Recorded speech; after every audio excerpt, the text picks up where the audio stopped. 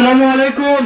আশা করছি সবাই এখানে আমাদের শহীদের তেজি রক্ত নিয়ে আমরা এখানে জমাট হয়েছি এবং আমাদের যে ভাইকে শহীদ করা হয়েছে তার বিচার চাইতে আমরা এখানে এসেছি।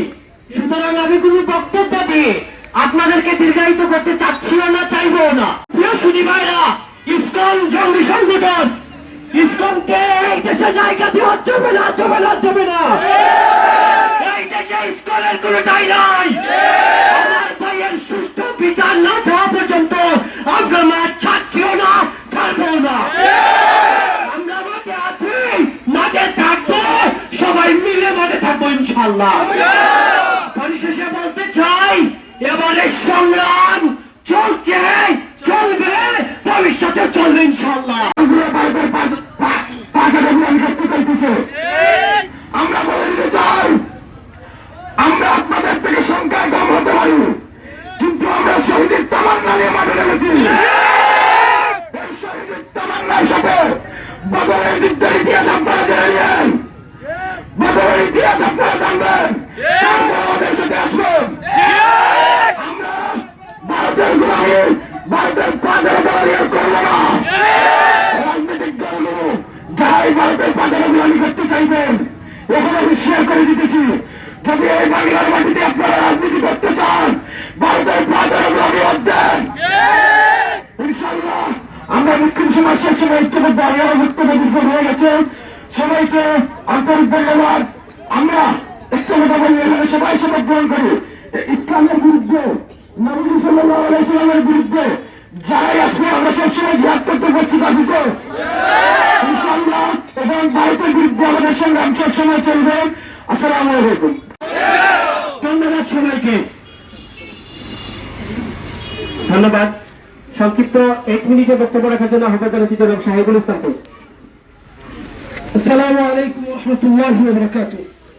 প্রিয় সংগ্রামী ভাইয়েরা, আমরা আজকে অবগত আছি আমরা এখানে কিসের জন্য একত্রিত হয়েছি। আমরা জানি চট্টগ্রামে আমাদের এক ভাইকে ইসকন সন্ত্রাসীরা সাইফুল ইসলাম আলিফ ভাইকে কুপিয়ে হত্যা করেছে।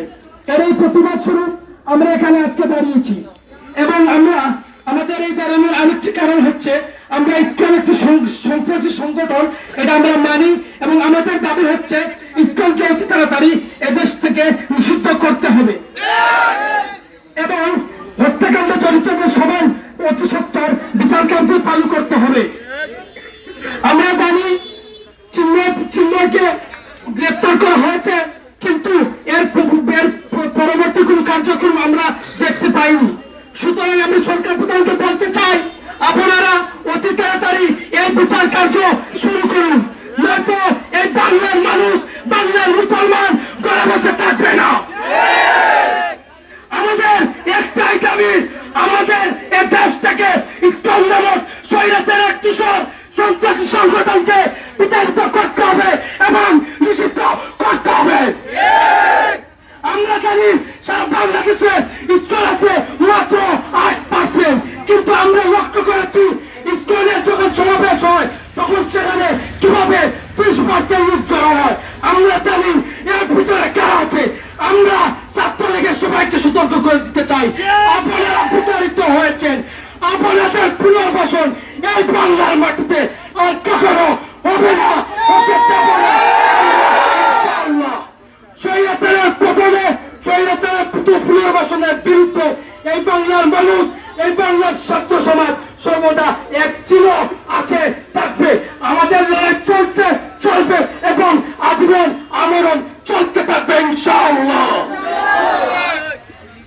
ধন্যবাদ গুরুত্বপূর্ণ বক্তব্য রাখার জন্য। সুপ্রিয় উপস্থিতি, আমাদের আজকের এই বিক্ষোভ মিছিলের প্রতিবাদ্য হচ্ছে কোন হিন্দু ব্যক্তির বিরুদ্ধে নয়। আমরা স্বাধীনতায় বিশ্বাসী, আমরা স্বাধীনতা বিশ্বাসী বলেই জুলাইয়ের বিশাল একটি বিপ্লবের মাধ্যমে 16 বছরের ফ্যাসিবাদকে দূর করতে পেরেছি। শুধু তাই নয়, আমরা সৌহার্দ্য সম্প্রীতিতে বিশ্বাস বলেই এই কয়েকদিন আগেই সম্প্রতি যে পূজা উদযাপন হয়েছে সেখানে আমাদের শিক্ষার্থী ভাইয়েরা দিনের পর দিন, রাতের পর রাত, অনেকে না খেয়ে আমরা তাদের মন্দির পাহারা দিয়েছি। শুধু তাই নয়, আমরা বন্যার সময় হিন্দু, মুসলিম, বৌদ্ধ, খ্রিস্টান ভেদাভেদ করি নাই। যার বাড়িতে পানি ছিল, যে বন্যার্থ ছিল, তাকে পুনর্বাসন করেছি, তাকে বন্যার সাহায্য সহযোগিতা করেছি। তার ধারাবাহিকতায় আমাদের ইউনিয়নে উপজেলা যে আইন শৃঙ্খলা শান্তি রক্ষাকারী বাহিনী কমিটি আছে, এই কমিটিগুলো করে যখন পুলিশ প্রশাসন মাঠে স্টেবল ছিল না, যখন কোন চেয়ারম্যান মেম্বার প্রতিনিধি মাঠে ছিল না, তখন কিন্তু আমরা সবাই সম্মিলিতভাবে সামাজিকভাবে তাদেরকে সহযোগিতা করেছি।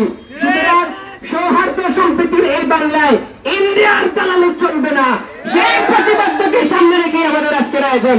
আমি সংক্ষিপ্ত